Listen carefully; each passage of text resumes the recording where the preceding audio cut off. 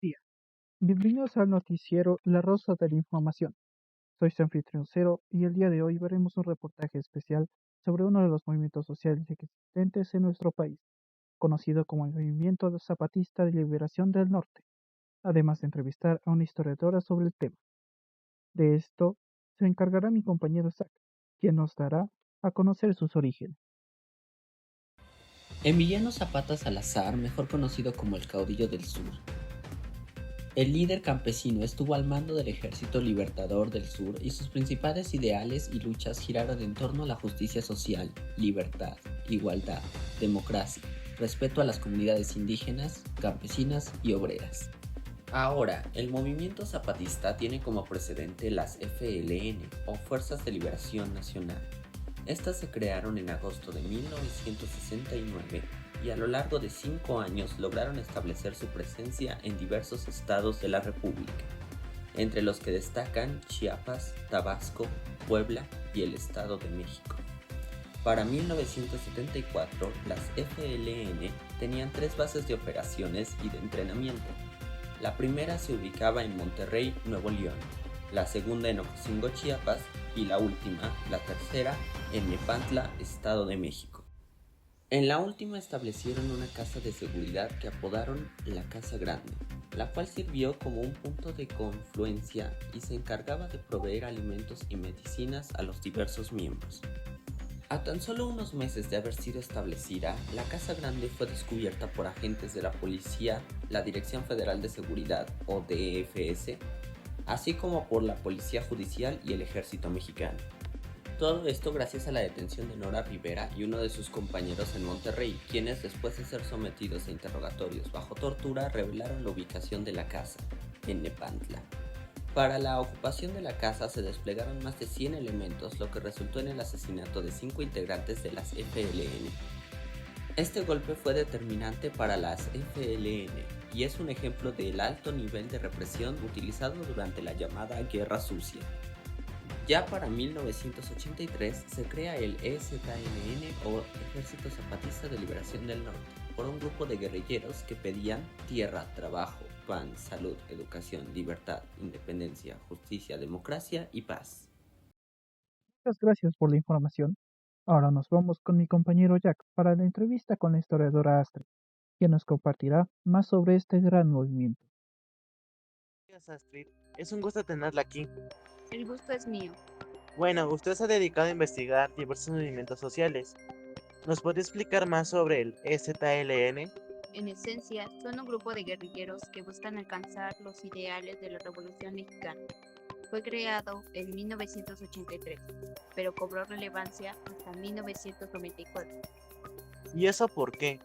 pues el 1 de enero de 1994 entraba en vigor el TLCAN, Tratado de Libre Comercio de América del Norte, pero también es la misma fecha en que la organización, conformada principalmente por indígenas y dirigida por Rafael Sebastián Guillén Vicente, también conocido como subcomandante insurgente Marcos, salieron a las calles y tomaron control de varias cabeceras municipales, entre las que se encuentran San Cristóbal de las Casas, Oncolcingo Altamirano y Las Margaritas. Durante la toma de estas ciudades se enfrentaron con policías a quienes derrotaron, aunque en Ocosingo tuvieron mayor oposición. Este sábado comenzó otra etapa en el desarrollo económico de México al entrar en vigor el Tratado de Libre Comercio de América del Norte.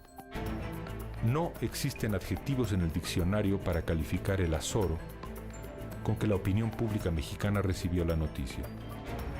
Una rebelión indígena en México en tiempos del Tratado de Libre Comercio, al final del siglo XX, impensable. Después, Tras la rendición de la policía, comenzaron a dispersarse. Algunos se dirigieron a la penitenciaría para liberar a los reos, otros a la carretera Palenque para tomar los pozos petroleros, pero una gran mayoría se dirigieron a la 31ª Zona Militar, en Rancho Nuevo, Chiapas, donde planeaban emboscar al 83º Batallón de Infantería, mismos que a pesar de las bajas lograron defender el cuartel. entonces, ¿se rindieron? Para nada, se replegaron a la montaña sin dejar de ejercer presión a la zona militar, y para la tarde, debido a la llegada de refuerzos del ejército, el tiroteo cesó. Dado esto, ¿cuál fue la estrategia del ejército? Lo primero fue que se mantuvieron a la defensiva para que no se retirara, mientras los refuerzos se encargaban de cortar la retaguardia. Así los encerraron en Ocosingo. Esta estrategia causó balaceras por toda la ciudad, al mismo tiempo que militares provenientes de Tabasco aniquilan a las fuerzas rebeldes en la carretera de Palenque. Así es como al final la rebelión fracasó. Qué interesante lo que nos cuenta. Le agradecemos por su tiempo. Fue un placer. Le agradecemos por la entrevista a la señorita Astrid. Pero, una vez en la derrota de Cocinco, ¿qué fue lo que pasó después? Eso y más con mi compañero Zach. Le agradezco por la palabra. El presidente Salinas decretó un alto al fuego, como se observa en el siguiente video. He tomado la decisión de suspender toda iniciativa de fuego en el estado de Chiapas.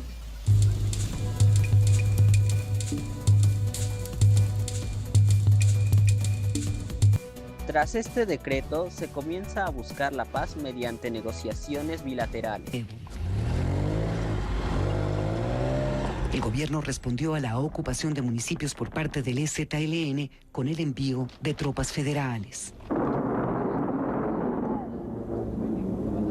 En un primer mensaje, el entonces presidente de México, Carlos Salinas, negó que se tratara de un levantamiento indígena, al tiempo que ofreció el perdón a quienes depusieran las armas. Actuaremos para asegurar mejor justicia. Reitero que aquellos que hayan participado por presión o desesperación y que ahora acepten la paz y la legalidad, encontrarán el perdón. Así, estoy seguro que México saldrá fortalecido. Ahora, actuemos todos a favor de la paz y de la reconciliación.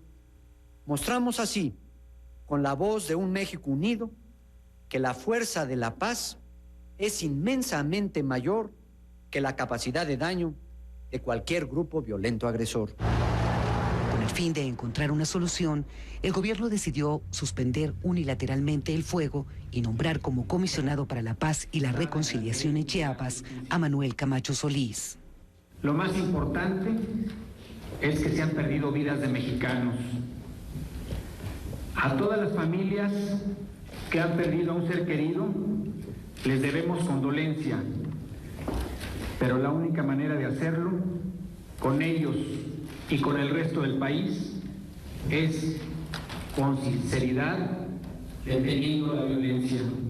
Con el pasar del tiempo llegamos a la toma de protesta del presidente Vicente Fox, en el que se intenta reanudar el diálogo y se convoca a una manifestación en el Zócalo capitalino.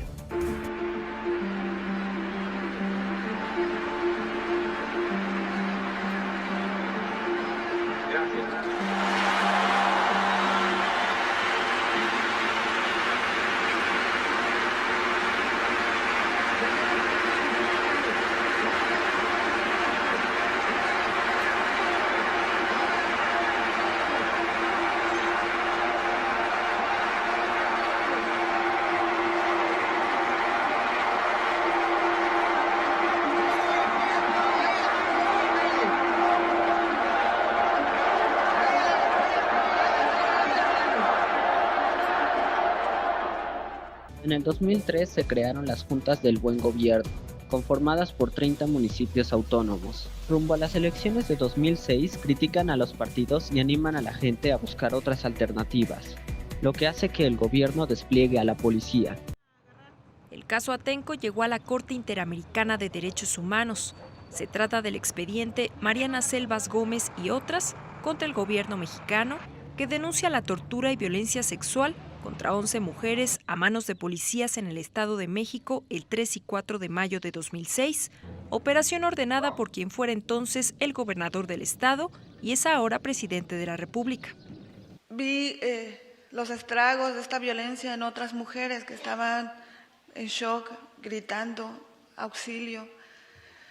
Cuando me llevaron a un cuarto pequeño, me desnudaron y la persona que estaba ahí, la custodia, me preguntó dónde estaba mi ropa interior y ahí caí en cuenta que yo la tenía en la mano. Los policías me habían dicho, toma tus porquerías. y ahí esa mujer me recogió la ropa interior, que estaba rota. En 2009, el caso llegó a la Suprema Corte de Justicia de la Nación, donde se emitió una resolución que determina graves violaciones a las garantías individuales de las víctimas por el uso excesivo y brutal de la fuerza pública en Atenco. En ambos se hizo evidente la necesidad de promover lineamientos y referentes que enmarquen el uso de la fuerza pública, sus límites, sus parámetros técnicos y los estándares que se deben observar para preservar el equilibrio entre los derechos fundamentales y el orden y la paz pública. Y ahora, ¿cómo es que se encuentra la situación hoy en día? En el aniversario 71 del alzamiento del Ejército Zapatista de Liberación Nacional, el subcomandante Marcos afirmó que las comunidades zapatistas no se rendirán ante la violencia en Chiapas proveniente tanto de fuerzas de seguridad como del crimen organizado. Marcos recordó el levantamiento de 1994 y reafirmó que las comunidades zapatistas no se dejarán amedrentar por ataques, calumnias o grupos criminales. Ustedes de veras creen que nos dejan solos y que en la soledad a la que nos sentencian nos habremos perdido. Ustedes saben cuántas veces nos han declarado muertos, derrotados, desaparecidos, fracasados. ¿Cuál es la posición de esta administración ante el EZLN? Pues de respeto, pero también de defensa de nuestro proyecto. México es un país democrático y si ellos, durante muchos años, nosotros desde la universidad salimos a las calles para defender la paz en Chiapas. Y ellos tomaron la decisión de ser críticos ante nuestro movimiento, lo cual lo respetamos. Y no creo que debamos entrar en un debate con ellos. Nos quedamos con el respeto a su movimiento, pero también en la defensa de lo que estamos haciendo en Chiapas y en todo el país. Lo que buscamos nosotros es el bienestar, la paz y la justicia. Ese es nuestro sustento, esos son nuestros principios, esas son nuestras causas. Siempre lo hemos hecho y ahora más desde la Presidencia de la República lo vamos a seguir haciendo. Le agradezco a todos por la información que nos han dado y gracias a ustedes televidentes por acompañarnos en este gran reportaje. Soy Cero y espero verlos hasta la próxima. Gracias.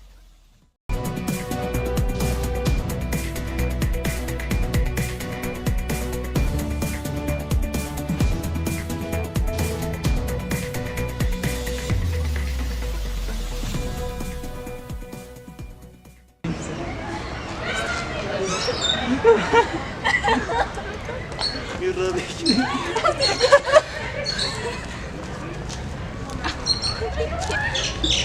Este señor está muerto. No, es que acá. Me acostumbré a sentarme de otra manera, nunca me senté. Hola. Muy buenas tardes.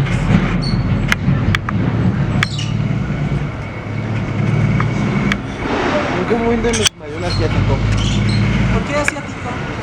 Tiene las ojos chiquitos. ¿Este? Es un asiático. Le falta... Se hizo bola el trapo.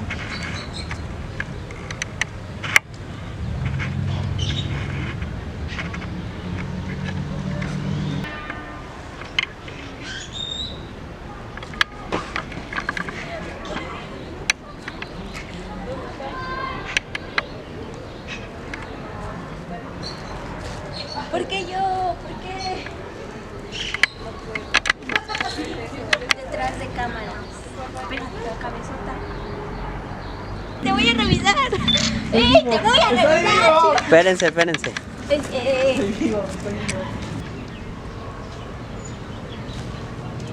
A ver. ¿Qué? Pon órdenes de Leo. ¿Está bien tu cámara? Sí. ¿Estás la cámara? Pues las pruebas de Leo van a ser los bloopers.